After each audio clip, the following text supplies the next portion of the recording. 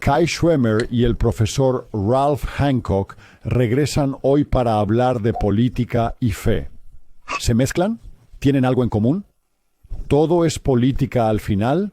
Les haré una pregunta. ¿Qué tan político es el Libro de Mormón?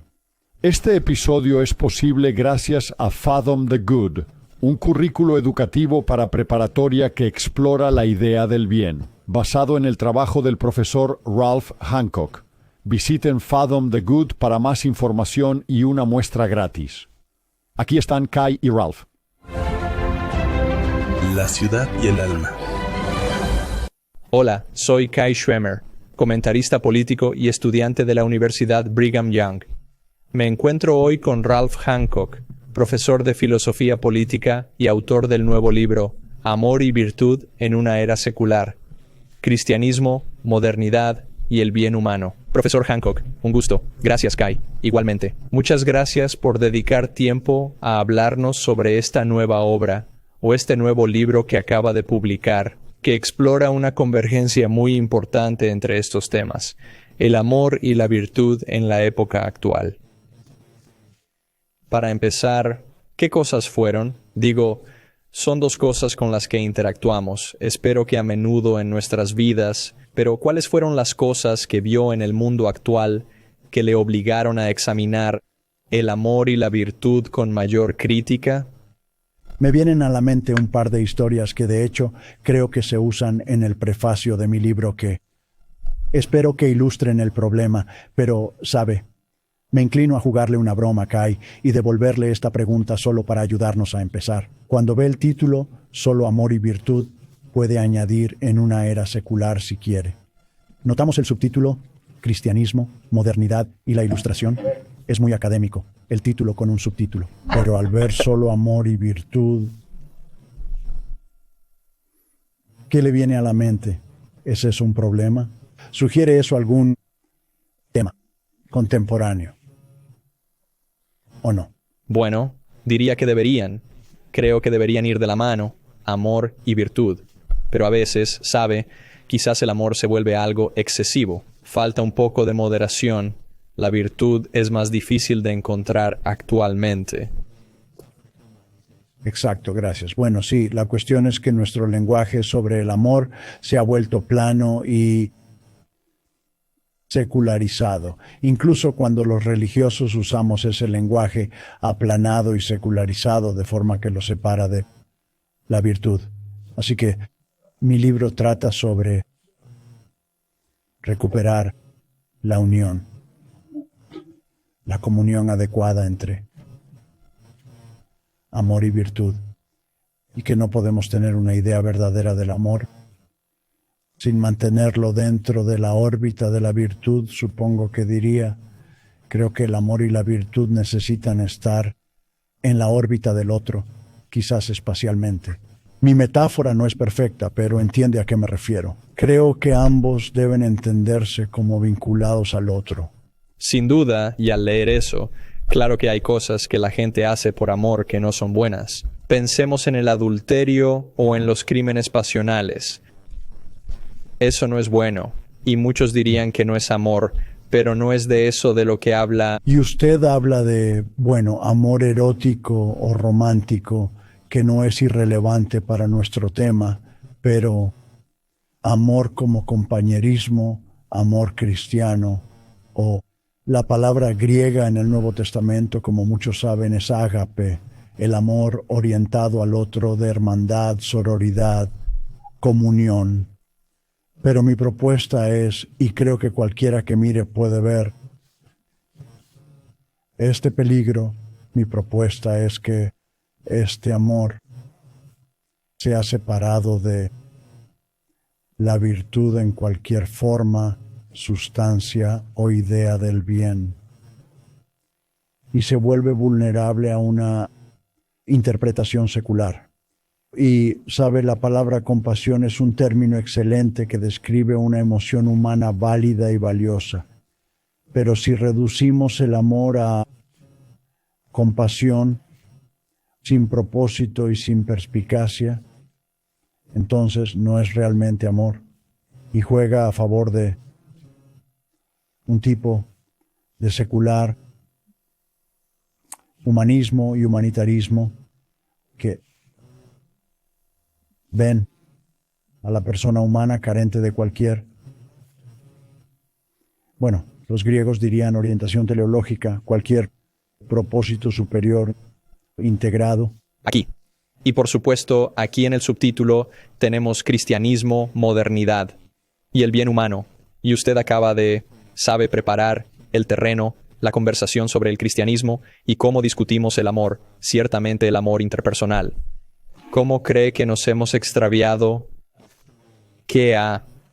¿Cómo afecta nuestra salida del cristianismo, nuestra manera de amar a otros y la concepción del amor en nuestra sociedad actual? Sí, déjeme comentar un momento sobre esta triangulación, cristianismo, modernidad y el bien humano. Porque se podría decir que el problema es precisamente que el cristianismo se ha adherido mucho al racionalismo y humanismo moderno,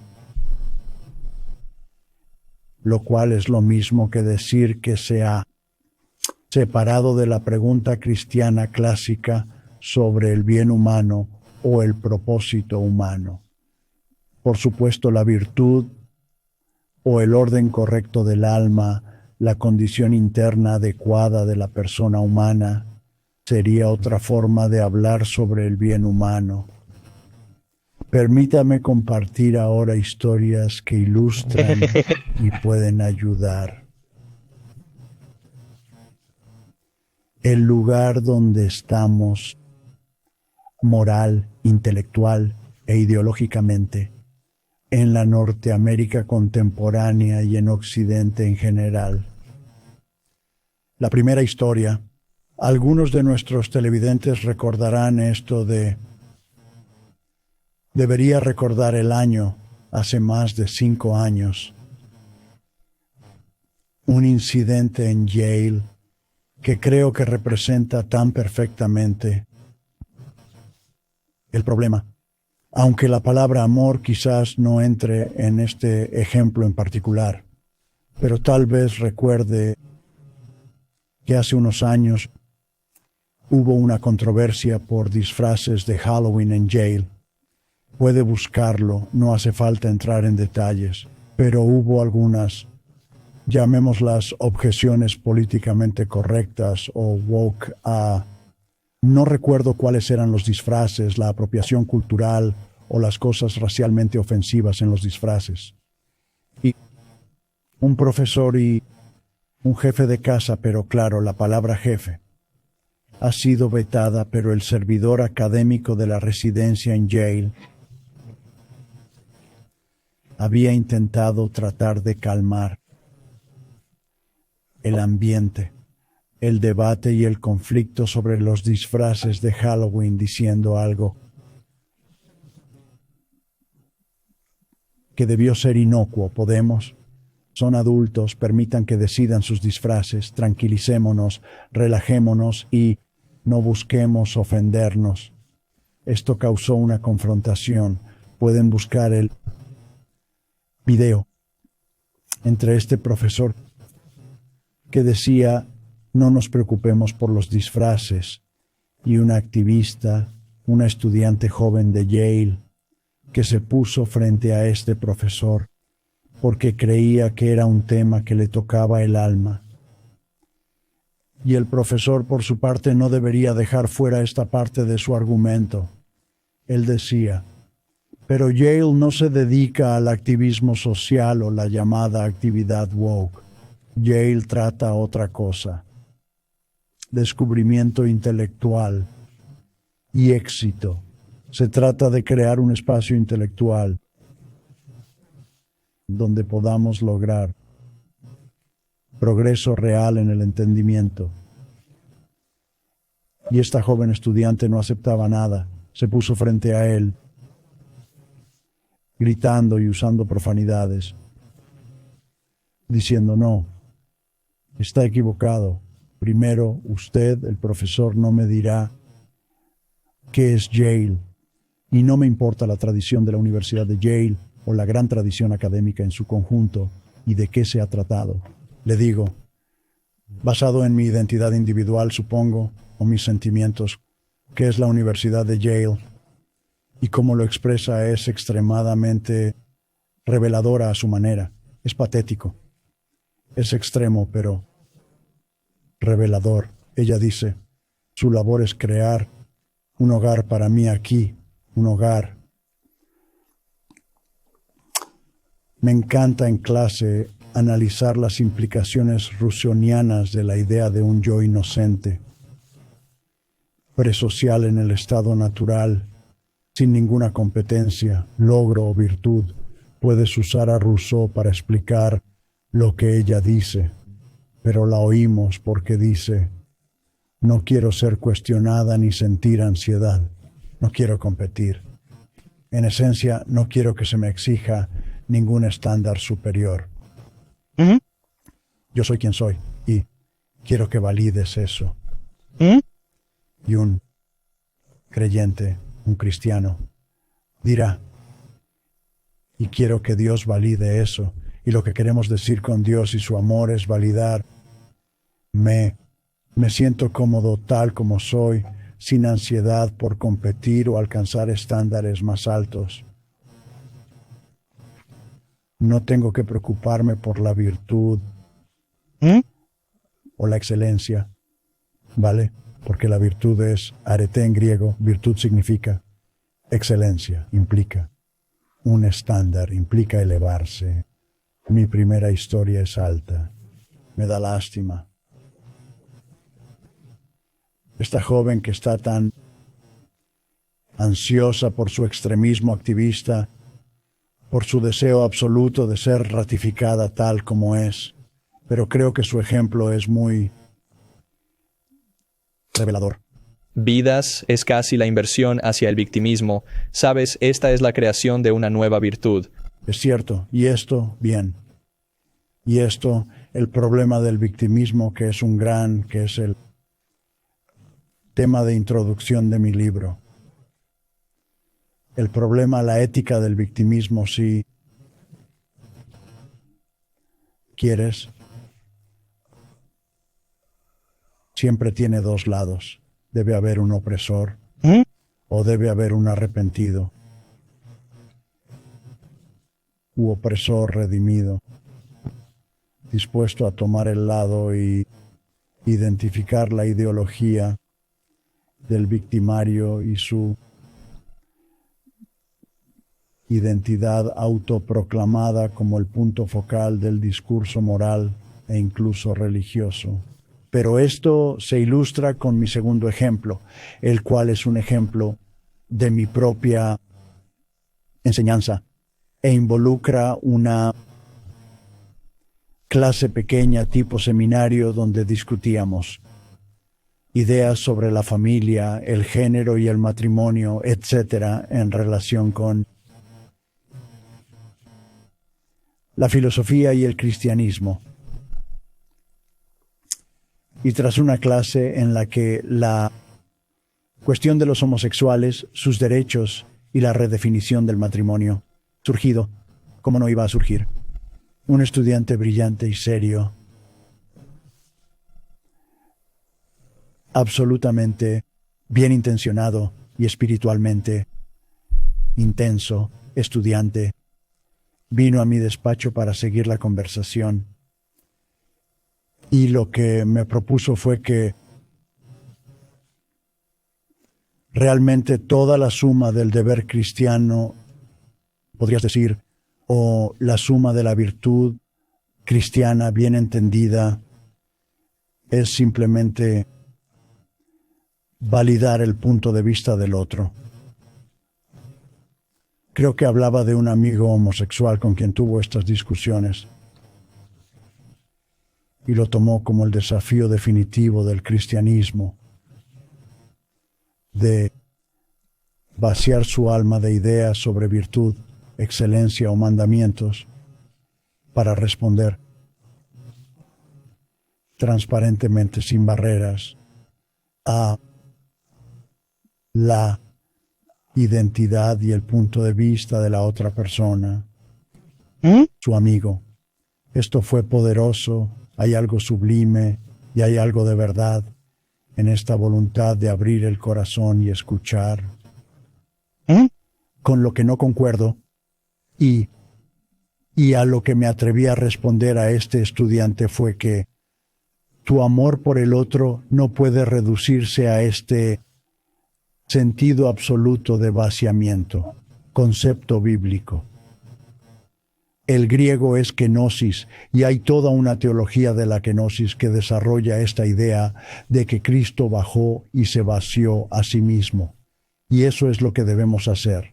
Toda la ética cristiana es un vaciamiento de uno mismo en favor de el otro, la otra persona. Obviamente no creo que sea adecuado. La kenosis es un momento en la cristología y la misión de Cristo y por tanto en cualquier ética cristiana, pero no puede ser todo. Tiene que haber contenidos morales que no vaciamos. La abnegación hasta el punto de negar nuestra confianza en la virtud no puede ser el sentido del cristianismo, porque si lo fuera, entonces nuestra única respuesta ante la desesperada pero ciega añoranza de la chica, la joven, disculpen, en Yale, que exigió que esta institución de educación superior fuera remodelada para hacerla sentir en casa, en todo lugar y modo. Amar a alguien implica desearle bien, pero no es la verdad completa.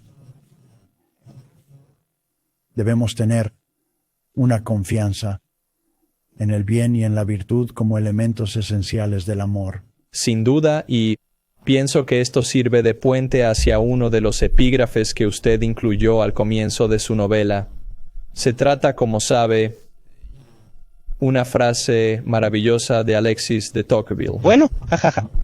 Y ya sabe, hablando quizás de esta inversión o de una diferencia y tal vez reapropiación de ciertas virtudes o vicios, esta cita, que me tomaré un tiempo para leer porque es fantástica, creo que habla un poco de ese punto. Y dice, sus moralistas se quejan constantemente de que el vicio favorito de nuestra época es el orgullo. Hay un cierto sentido en el que eso es verdad. Todos se creen mejores que el vecino y no obedecen a sus superiores. Pero esa misma persona tiene una opinión tan baja de sí misma que cree que solo sirve para placeres vulgares. Se limita libremente a deseos mezquinos y no se atreve a emprender nada elevado que apenas puede imaginar. Lejos de aconsejar humildad, debemos darles una idea más amplia de sí mismos y de la humanidad. La humildad no es saludable para ellos. Lo que más necesitan es orgullo. Daría muchas de nuestras pequeñas virtudes por este vicio. ¿No es asombroso? Sí. Con gusto renunciaría a estas virtudes menores. Por esto que usted denomina vicio, debe existir algo de orgullo, que es simplemente confianza en cierta experiencia entendida del bien. No puede ser humildad hasta el final y no puede ser, aunque el amor y la caridad sea la virtud suprema, no se puede concebir ese amor como la única verdad hasta el final de una manera que excluya la virtud o algún bien concreto del alma. Sí. La frase que leyó se acompaña de otra. Para nuestro tiempo aquí, una más breve, que podría leer sin gafas, pero ¿para qué alardear? Me las pondré. Necesitas más orgullo, es cierto. Esto también es de la democracia en América de Tocqueville. Es la otra cara de la moneda a la que intento ser fiel en mi libro. Jesucristo vino a la tierra para que se entendiera que todos los miembros de la especie humana eran iguales y similares. Así que la igualdad es real y es una verdad cristiana, que los clásicos y la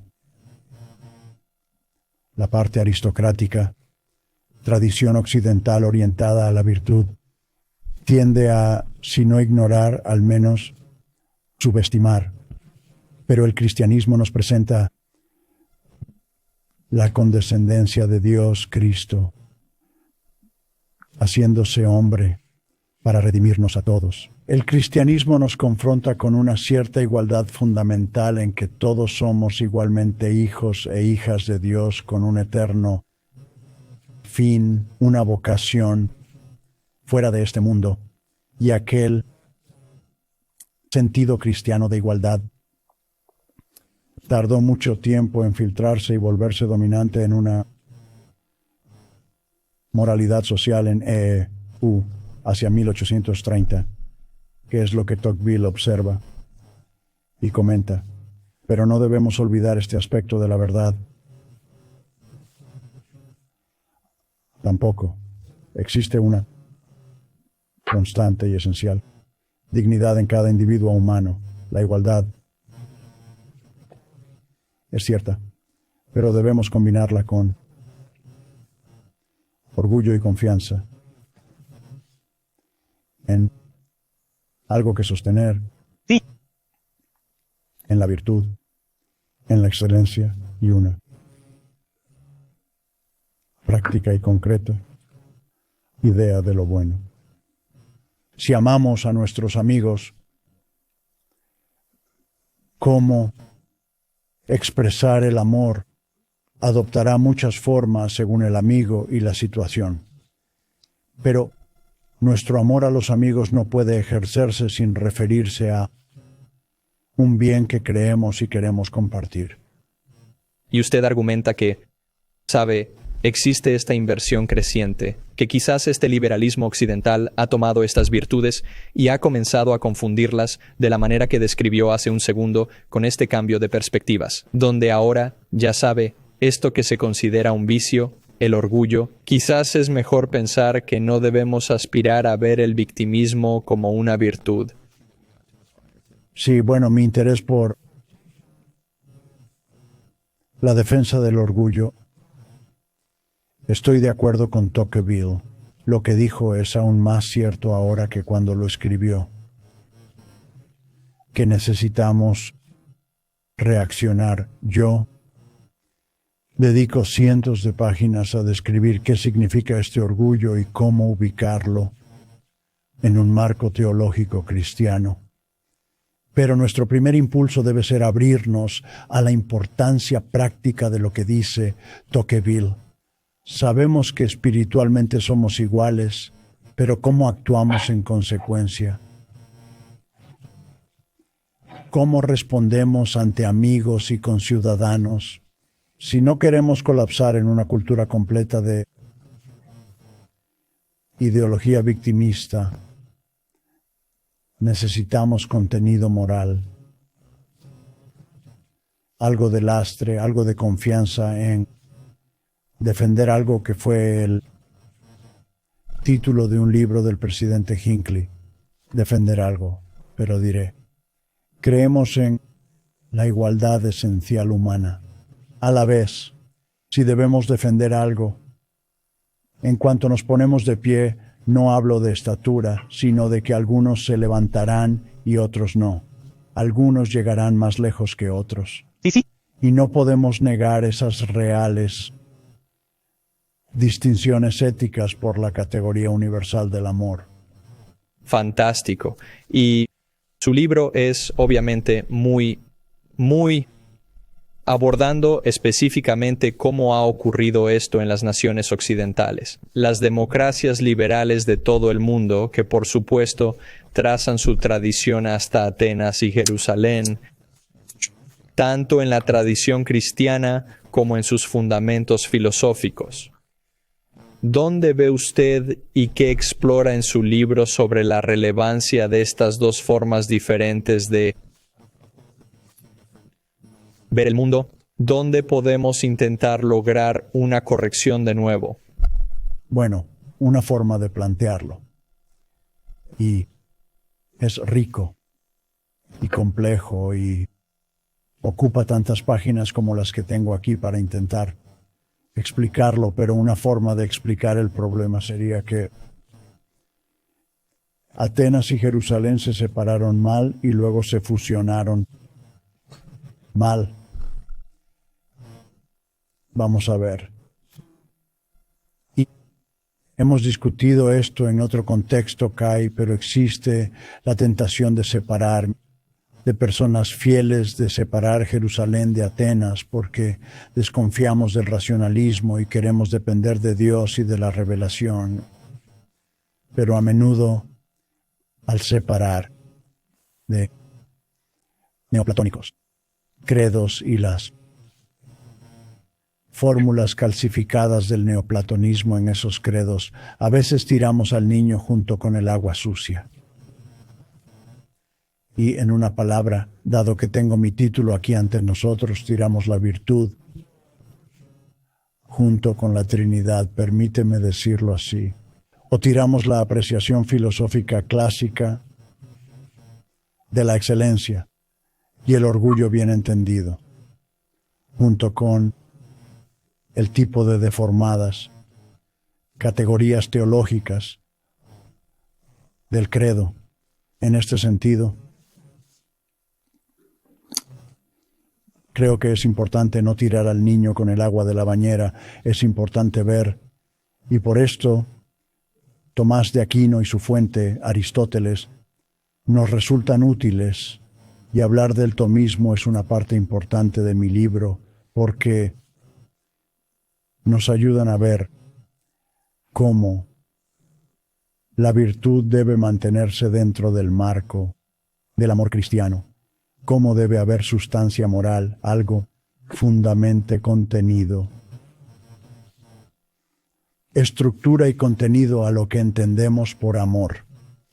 Ahora, cuando digo que los juntamos de manera errónea, esto sería una larga discusión. Podría empezar con Maquiavelo y entrar de lleno en mi modo de profesor de historia de la filosofía política, pero saltemos directamente a la versión moderna del problema. En cierto aspecto, somos demasiado seculares y racionales, lo cual resulta curioso, porque interpretamos el amor de manera puramente material o en términos de autoexpresión o identidad afirmada, digamos. Pero en otro sentido, nuestro racionalismo no es tan racional.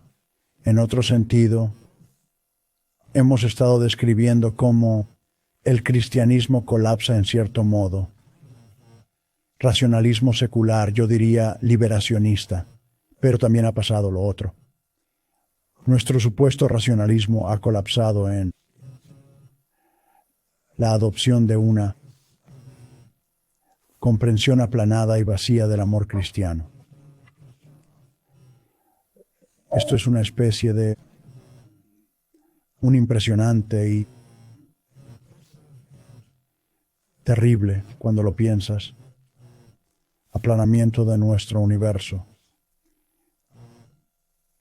En la introducción de mi libro hablo de una clase de un techo de espejos en el que no hay trascendencia en nuestros anhelos espirituales, una cúpula de espejos, como yo la llamo. Significa que somos seres naturales con anhelos de un bien superior e impulsos espirituales, pero tienden a ser reflejados de vuelta al mundo del interés material y la ratificación de la identidad. Así que incluso esos, los secularistas ahora hablan menos de razón. A veces ellos hablan de amor. Piensa en el amor gana o el amor es amor.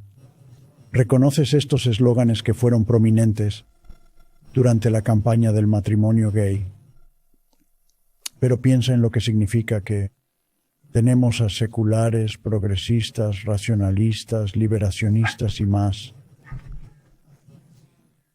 o evocando la idea cristiana del amor para decir, así es como deberíamos ver todo. Puedes ver por qué llamo a este colapso. Espantoso, algo horroroso en el sentido real, creamos esta cúpula de espejos en la que ni podemos pensar más allá, ni usando la razón ni la revelación.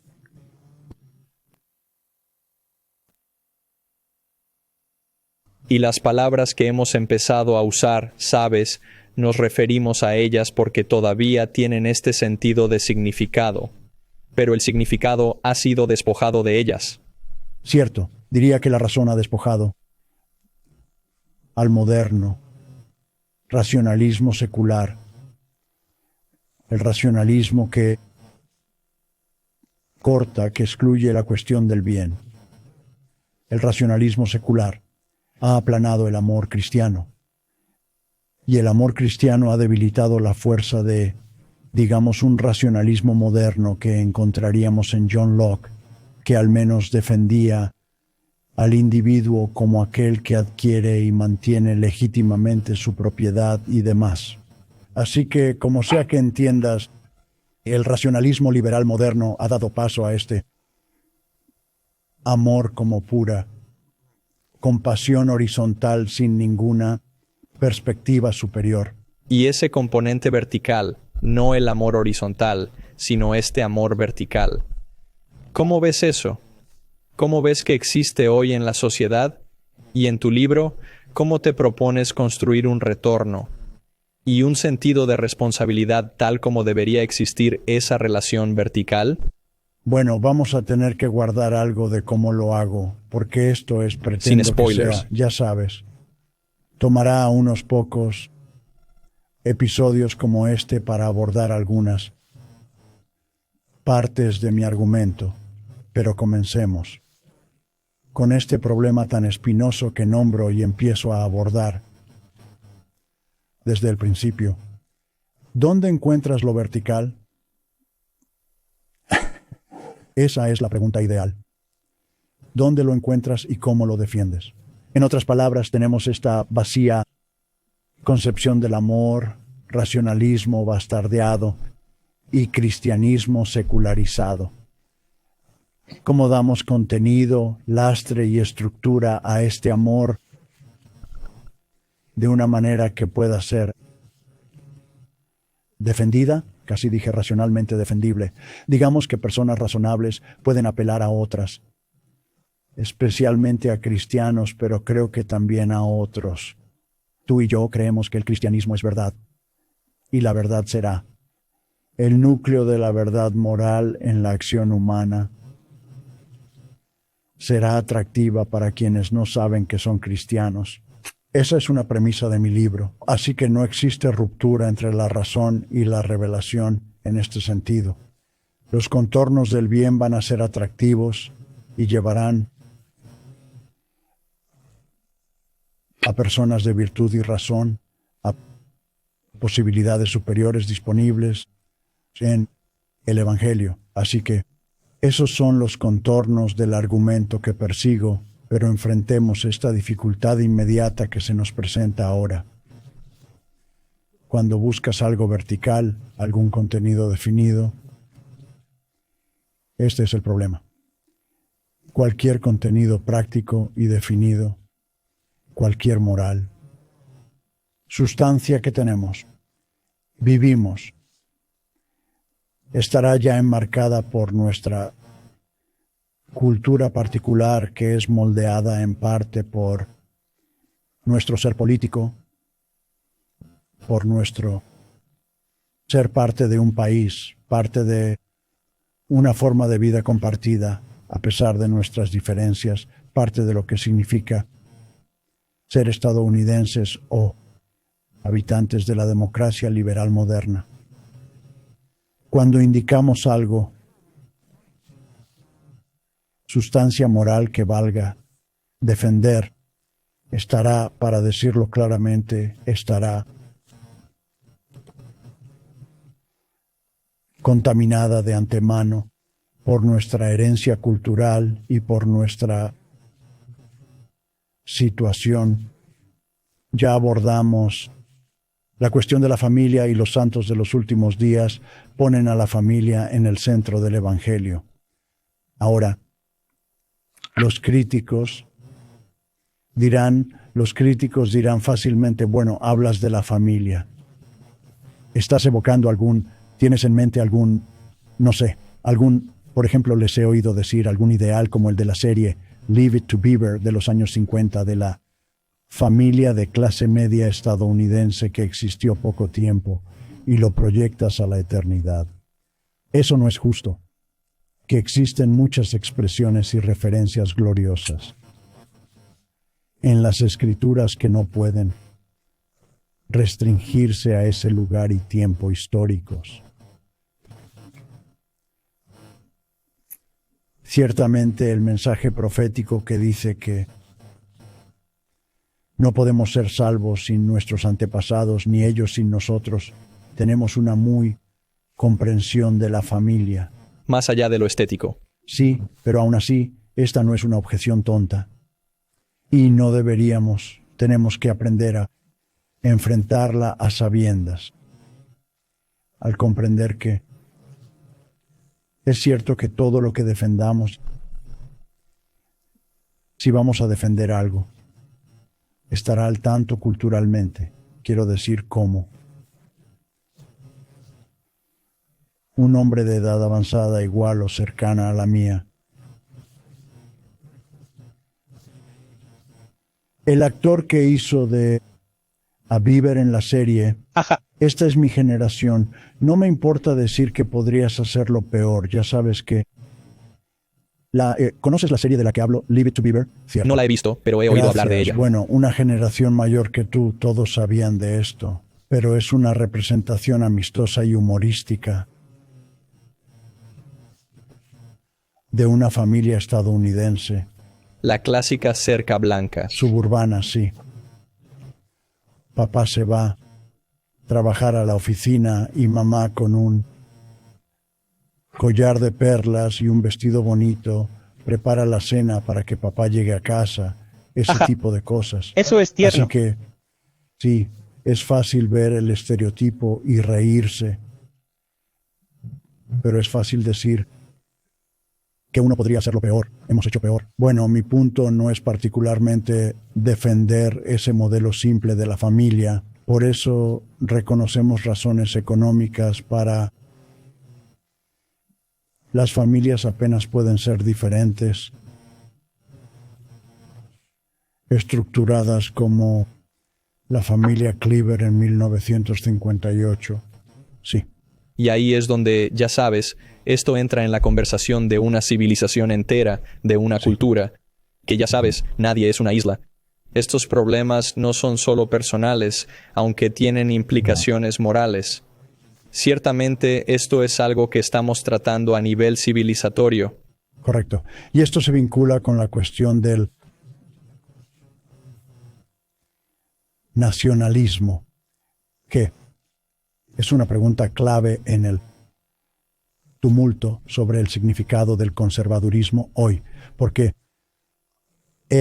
debemos ser como ya sea que reclamemos el legado del cristianismo o de la ilustración racional y secular. Nuestro pensamiento es universalista con énfasis en la ética. Y los derechos humanos en términos de universalidad. Pero ¿es eso adecuado? Sabemos lo que significa ser un santo o un ciudadano sin tomar algo de nuestra cultura común, siempre afectada por diferencias nacionales. Así que ves, digo que el contenido de nuestro amor no puede ser hostil al patriotismo. Y honro el patriotismo de mis hermanos franceses. Hablo de Francia porque viví allí. Hice trabajo misionero, pero también fui profesor allí. Y así que solo diré que tengo gran admiración por el patriotismo o nacionalismo de Charles de Gaulle para regresar a los 60 y 40. Ajá. También honro a George Washington y a Abraham Lincoln y amo la bandera y el juramento a la bandera. Ajá. Bueno, esto puede parecer alejado de la cuestión del amor y la virtud, pero no lo es, porque el problema de defender el contenido virtuoso del amor es que éste siempre será La palabra que los sociólogos y teóricos sociales usan es mediado. Siempre estará mediado por nuestra particular experiencia cultural y política, y nosotros no ser excesivamente defensivos. Abracemos lo bueno. Me gusta decir que soy un santo del artículo de fe. 13. Abrazo todos los artículos de fe, pero me gusta enfatizar todo lo que es virtuoso, amable, de buen nombre o digno de alabanza. Buscamos estas cosas. Eso va de la mano con lo que dice Tocqueville. Necesitamos orgullo, necesitamos confiar en defender lo que es virtuoso, amable, de buen nombre, lo que la gente buena acuerda que es bueno. Estamos a favor. Por supuesto. Bueno, sí, te has planteado una tarea difícil. Este es uno de los cambios más difíciles que hemos visto al abordar la cuestión de cómo podemos llegar de nuevo a un sentido adecuado del amor y establecer civilizatoriamente, socialmente, esa relación vertical. No es poca cosa. Una vertical. Así que sí, voy a... Solo, quizás pueda concluir diciendo que mi objetivo en este libro ciertamente no es excluir o incluso degradar la universalidad del amor y el sentido de igualdad humana que está presente allí, sino coordinar ese amor universal con la virtud y un grado de orgullo que es necesariamente particular, experimentado y práctico. Y no barato. Y no es económico, implica nuestro compromiso concreto. Amigos y prójimos, lo cual intentamos evadir a veces con alarde de virtud sobre la humanidad universal o los derechos de quienes nunca vimos cara a cara. Debemos preocuparnos por todo ser humano, pero si no nos preocupamos primero por los cercanos y lo que compartimos juntos, la confianza que tenemos en el bien de las virtudes prácticas reales que compartimos, entonces empezamos mal. Claro, profesor Hancock, gracias. Asegúrese, si usted desea saber un poco más sobre esta importante cuestión civilizatoria y esta oportunidad de llegar a una comprensión más adecuada del amor, puede ir ahora mismo a Amazon y encontrar disponible Amor y Virtud en una era secular. Cristianismo, modernidad y el bien humano. Y además tenemos una oferta muy especial.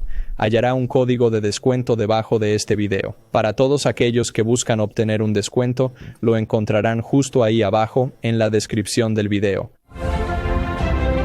La ciudad y el alma.